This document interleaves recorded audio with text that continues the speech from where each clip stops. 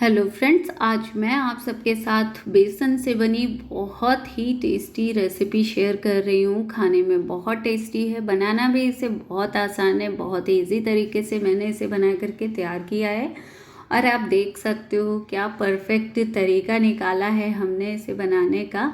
तो यहाँ पे जो एक्स्ट्रा बेसन गिर रहा है ना, इसकी फिक्र नहीं करनी है, आपको भी इसी तरीके से बना करके तैयार करना है।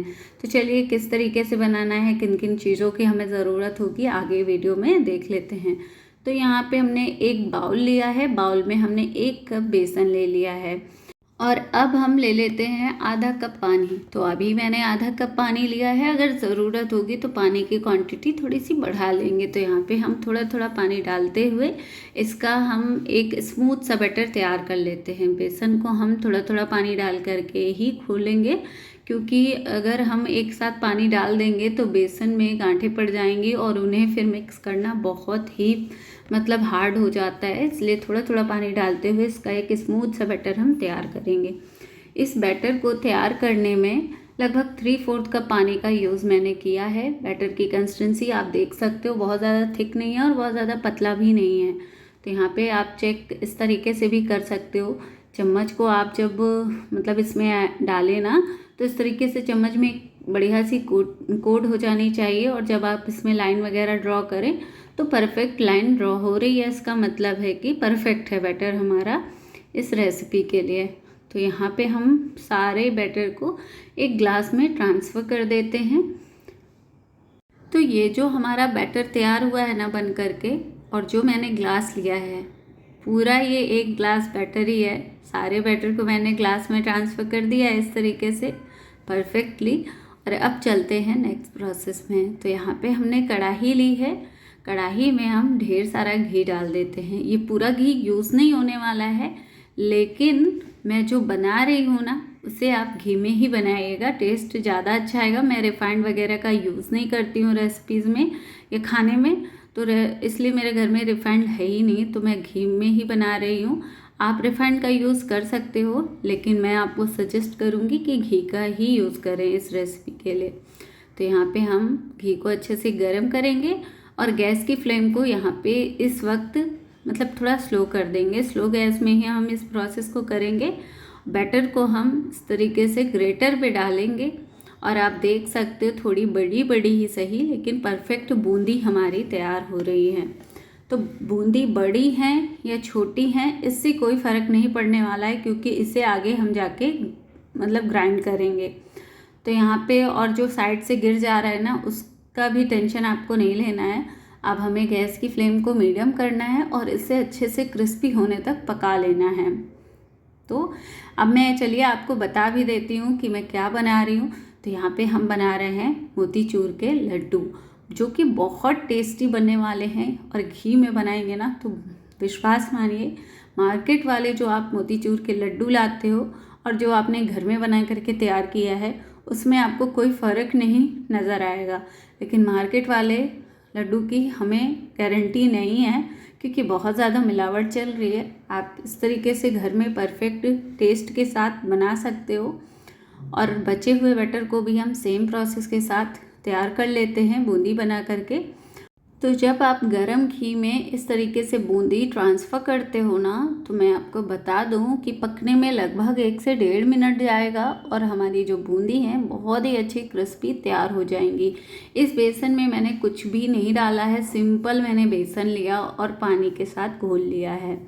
और बहुत सारे लोग बहुत सारी चीज़ें ऐड करते हैं, बट मैंने इसे नेचुरल तरीके से बनाया है और बहुत ही टेस्टी बन करके तैयार हुए थे।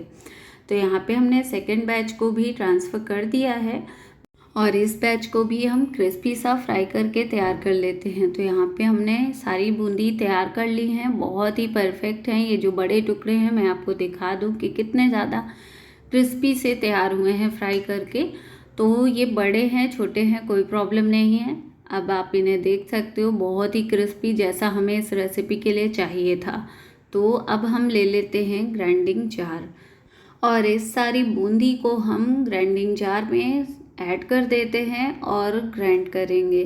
मतलब कहने का ये है कि बिल्कुल फाइन पाउडर हमें इस बूंदी का नहीं तैयार करना है, थोड़ा सा दरदरा सा ग्राइंड करना है। तो अब इसे हम दरदरा कैसे ग्राइंड करेंगे, कैसे हमें पता चलेगा कि ये दरदरा ग्राइंड हो रहा है या एकदम फाइन हो रहा है। तो जब आप मिक्सी में इसे ग्राइंड करें तो मिक्सी चलाएं, फिर बंद करें, फिर चलाएं, फिर बंद करें, ऐसा करते हुए हमें इसे ग्राइंड करना है।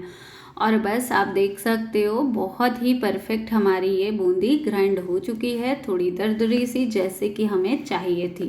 बहुत छोटी छोटी सी बूंदी जो मोतीचूर के लड्डू बनाने के लिए होती है ना, बिल्कुल वैसा ही ये तैयार हुआ है। तो अभी चलते हैं नेक्स्ट प्रोसेस में। तो यहाँ पे मैंने कढ़ाई लिया है, कढ़ाई में लगभग 3/4 कप मैंने ले लिया है शुगर सिरप। तो ये जो शुगर सिरप है ना, ये मेरा बचा हुआ है क्योंकि मैंने अभी कुछ दिनों पहले ही गुलाब जामुन बनाए थे, ये उसी की चाशनी बची हुई है तो मैं इसी का यूज़ कर रही हूँ। क्यों फालतू में मतलब चीनी वगैरह वो करनी, क्योंकि ये भी वेस्ट जाएगा और ये बिल्कुल भी चाशनी ख़राब नहीं हुई है। तो यहाँ पे हमने इसी मतलब चाशनी का यूज़ किया है और थोड़ा सा पानी डाल दिया है, क्योंकि ये जो मोतीचूर के लड्डू है ना, इसके लिए हमें शुगर सिरप बिल्कुल चिकना सा या चिपचिपा सा चाहिए होगा। तो यहाँ पे ये जो चाशनी थी हमारी गुलाब जामुन की, बहुत ज़्यादा मतलब हार्ड थी, मोतीचूर के लड्डू बनाने के हिसाब से चाशनी थोड़ी थिक थी, इसलिए मैंने थोड़ा सा पानी डाला और अच्छे से इसे बॉयल कर लिया है। सिर्फ एक उबाल लेना है और कुछ भी नहीं। पूरी ग्राइंड की हुई बूंदी को हम इसी कढ़ाई में ऐड कर देते हैं। गैस की फ्लेम को स्लो रखेंगे और स्लो गैस में ही हम इस बूंदी को ऐड करेंगे। और आप देख सकते हो हमारी बहुत ही परफेक्ट मतलब ये मिक्सचर तैयार हो रहा है। तो यहाँ पे अगर आप चाहें तो चाशनी आप तैयार कर सकते हो, मतलब 1 कप आप चीनी डालिएगा और 1 कप ही आप डाल दीजिएगा पानी। तो बस चीनी अच्छे से जब घुल जाए तो बस 1 मिनट चाशनी को पका लीजिएगा। और हल्की चिपचिपी सी चाशनी हमें इस मोतीचूर के लड्डू बनाने के लिए चाहिए होगी। तो यहाँ पे मेरे पास तो चाशनी बची हुई थी, मैंने उसी का यूज़ किया है। और बस ग्राइंड की हुई बूंदी को इस शुगर सिरप में ऐड करने के बाद मुश्किल से हमें 2 से 3 मिनट इसे स्लो गैस में इस तरीके से मिक्स करना है और पकाना है। मतलब अच्छे से मिक्स करना है, चाशनी और ये जो बूंदी है ना एक दूसरे में अच्छे से मिक्स हो जानी चाहिए। ये इस तरीके से ड्राई हो गई है ना, तब हम यहाँ पे डाल देते थोड़े से वाटरमेलन सीड्स। आपके पास हो तो ज़रूर डालिएगा, ये अक्सर आपने देखा होगा मार्केट वाले मोतीचूर के लड्डू में पड़े होते हैं, तो मैंने भी डाल दिया, मेरे पास अभी थे।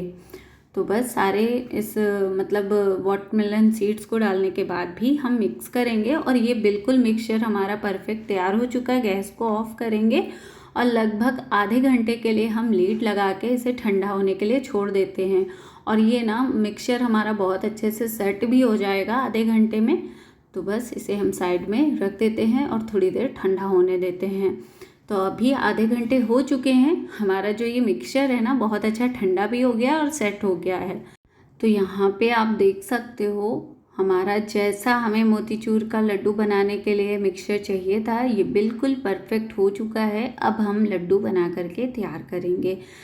तो अब आप जैसा मतलब लड्डू का साइज पसंद करें, कहने का मतलब है छोटा बड़ा जैसा भी, आप उस हिसाब से ये लड्डू बना करके तैयार कर सकते हो। बहुत ही परफेक्ट हैं। अब मैं इन्हें थोड़ा थोड़ा हिस्सा लेती जाऊंगी और सर्कल करती जाऊंगी। आप देख सकते हो बहुत ही परफेक्ट शाइनी से लड्डू हमारे तैयार हो रहे हैं, बहुत ही परफेक्ट है। एक लड्डू मैंने बना करके तैयार कर लिया, सेकंड लड्डू भी मैं बना करके दिखा देती हूँ सेम प्रोसेस के साथ।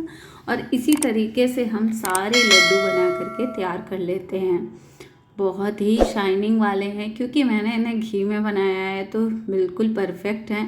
मार्केट से भी अच्छे टेस्ट के साथ हमारे ये बिल्कुल शुद्ध लड्डू घर में ही बन करके तैयार हुए हैं। आप इसी तरीके से घर में बनाएं और शुद्ध खाएं। तो फ्रेंड्स यहाँ पे आप देख सकते हो बहुत परफेक्ट हमारे ये मोतीचूर के लड्डू बन गए हैं। और इन्हें मैं एक तोड़ करके भी दिखा देती हूँ कि कितने परफेक्ट बने हैं। तो अगर आपको मेरी वीडियो थोड़ी सी भी पसंद आई होगी तो प्लीज़ वीडियो को लाइक करें, फ्रेंड फैमिली के साथ शेयर करें। मेरे चैनल पे न्यू आए हैं तो प्लीज़ चैनल को सब्सक्राइब ज़रूर करें। Thank you so much.